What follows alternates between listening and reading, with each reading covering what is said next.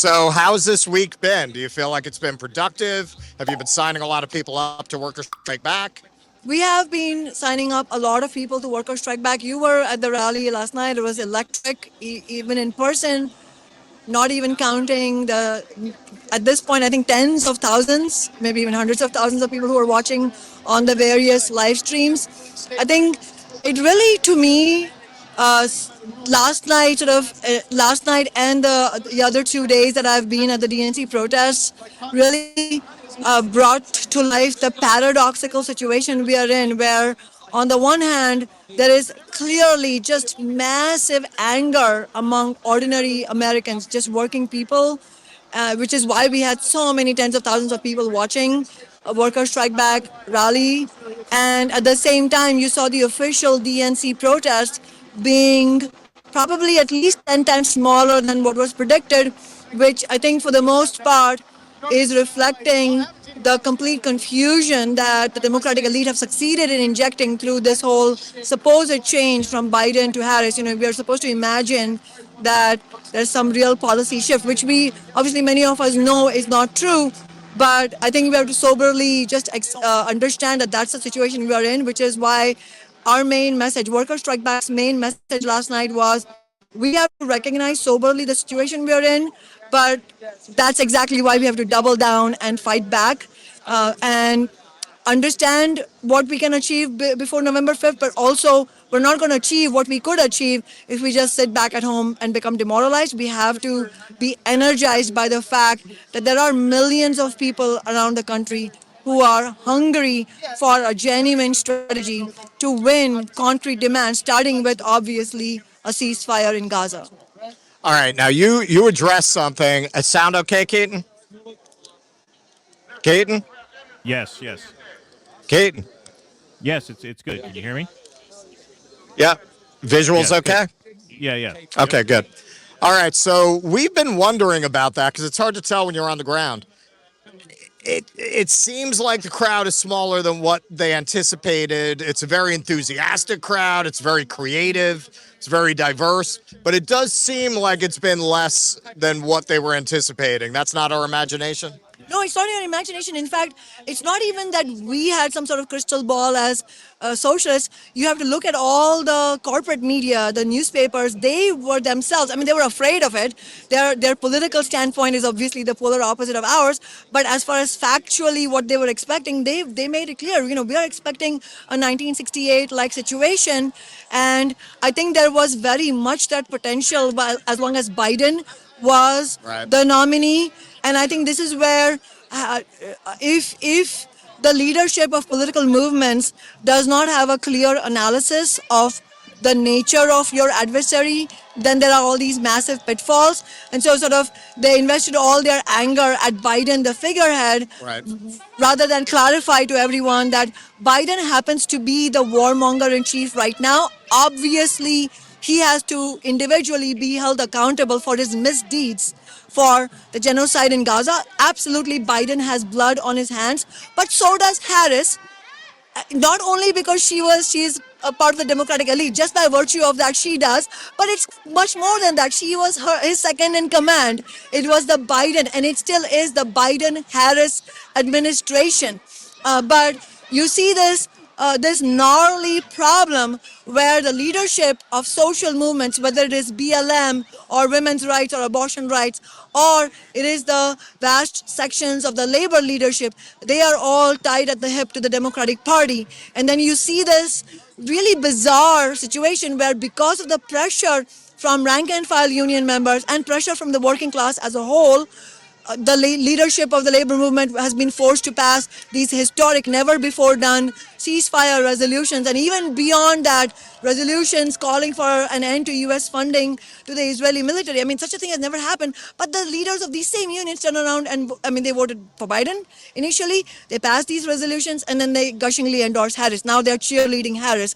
And one of the most shameful spectacles of the DNC was having UAW, Auto Workers Union leader Sean Fain, stand up there at the DNC podium and declare Kamala Harris as a fighter for working people. I mean, it's this sort of, I would call it a sleight of hand. You know, you're on the one hand passing these good resolutions, also carrying out strike actions, which is very important. I mean, the strike action by the auto workers last year was historic. It won major gains, but then the leadership is holding the anti-war movement and the working class movement back. So I mean, it's just grave. These are grave consequences when you have the leadership saying, let's channel everything back to Kamala Harris because she's our savior, despite the fact that the Democratic Party is a party of the billionaire class. That is why it is crucial for us, the rest of us who get it, to be relentless in our message, both in being, warning people about the difficult situation we are in, and at the same time not abdicating on our responsibility in showing the way forward. And step number one of the way forward is to urge that the anti-war movement break from the Democrats and Republicans. That's why we're supporting Jill Stein as the most viable anti-war, pro-worker candidate. Was last night's event successful for Jill Stein? I know they were trying to do fundraising and sign-ups. I'm sure last night's event was extremely beneficial for the Jill Stein campaign, and it's also about it's about two things, right? One is building what I would call a united front, meaning a principled coalition. Coalition is based on a very principled agreement where we are not, where we don't hide our disagreements and we don't sell out, and yet join hands in order to push the movement forward. And I think there is potential for that because, that was another really crucial feature of last night's event and why it was so successful, because it was Workers Strike Back that organized it. And you had Revolutionary Black Network, the Jill Stein campaign itself, and the leader of Abandon Harris, Abandon Biden, which has been relaunched. Very importantly, people need to know about this as Abandon Harris because they're clear that this is not a change. And, Hassan Abdul Salam, the leader of the founder of Abandon Biden and now Abandon Harris. And you had these two rank and file physicians, who at first said, oh my God, I have imposter syndrome if I stand up on the stage. And I said, no, this is not about making an artificial distinction between who's in the leadership and who's the rank and file. It's about putting the best ideas forward. That's what Workers Strike Back and I believe in. That's why we're building this, what I hope is going to be a united front from now until November to win every possible vote for Jill Stein. Because let's be clear, yes, the road ahead is hard, but it will be far harder, not to mention impossible, to win a ceasefire in Gaza and the workers' rights that so many millions want if we tie ourselves to the Democrats or if we resign ourselves to the domination by the Democrats and Republicans. The road ahead is impossible if we accept that. The road ahead is hard if we start building independent politics, but that is the only opening for us. That is the only way forward. So let's accept that as our mantle. Let's be proud. It is a historic moment. It's a matter of pride for us to accept that responsibility and go forward. And so what we are hoping is that we can organize multiple rallies in different states, joining with Abandon Harris and other campaigns, so that we can get the word out and explain to people that every vote for Jill Stein, whether whether her campaign wins hundreds of thousands of votes or millions of votes, either way, every vote for Jill Stein is a vote against genocide.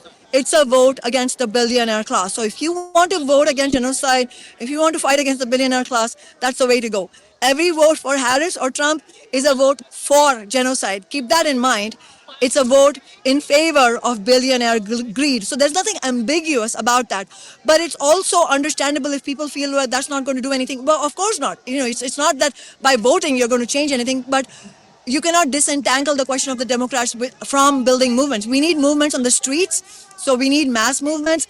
We need massive strike action. We need coordinated strike action by multiple unions across the country to shut down the economy for at least a day, beginning with a day, in order to win a ceasefire. But how are you going to do that unless there's a rank and file rebellion? How are we going to do that if the rank and file, the labor movement, don't fight back against their leadership and say, no, we are not on board to anoint Harris as the president, because we know Harris or Trump, they're both participants in genocide and in the attacks on workers. That's why concretely, I keep saying this, if you're watching this and you're a union member, contact Workers Strike Back, because we want union members to put forward resolutions in your own locals to rescind the Harris endorsement and urge that your union, reject both Harris and Trump. No to Harris, no to Trump. We need a new party for working people, and that's going to be hard. But what that will do, if you put forward such a resolution forward, even if you don't win, I mean, don't accept that you're not going to win, because you just might, because when you fight, you can win. Kamala Harris has co-opted that line from the labor movement, from the 15 Now movement. And it's shameful that they have co-opted the line of when we fight, we win. But genuinely, when working people fight, we can win. But even when we don't, we raise the consciousness. So simply having a debate, even a debate inside your union, and putting some fear into the hearts of these labor leaders who have betrayed us, that's crucial. Please clap.